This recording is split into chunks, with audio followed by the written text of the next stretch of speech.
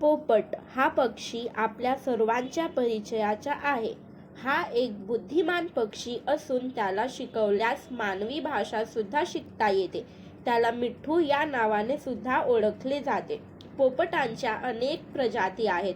त्यातील काही पोपटच्या प्रजाती हा नष्ट सुद्धा झालेल्या आहेत, तर काही नष्ट होण्याच्या मार्गावर आहेत. पोपट हा पाळीव पक्षी आहे.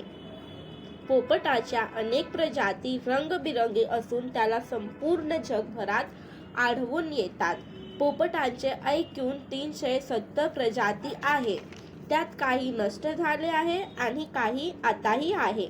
भावनिक बुद्धिमत्ता कामाच्या ठिकाणी आणि तुमच्या व्यक्तित्व जीवनात तुमच्या कामगिरीला चालना देते, परंतु ती तुमच्यापासून सुरू होते. तुमचा आत्मविश्वास, सहानुभूती आणि आशावाद ते तुमच्या सामाजिक कौशल्य आणि आत्मनियंत्रण पर्यंत तुमच्या स्वतःच्या भावना समजून घेणे आणि त्याचे व्यवस्थापन करणे तुमच्या जीवनातील सर्व क्षेत्रांतही यशाला गती देऊ शकते.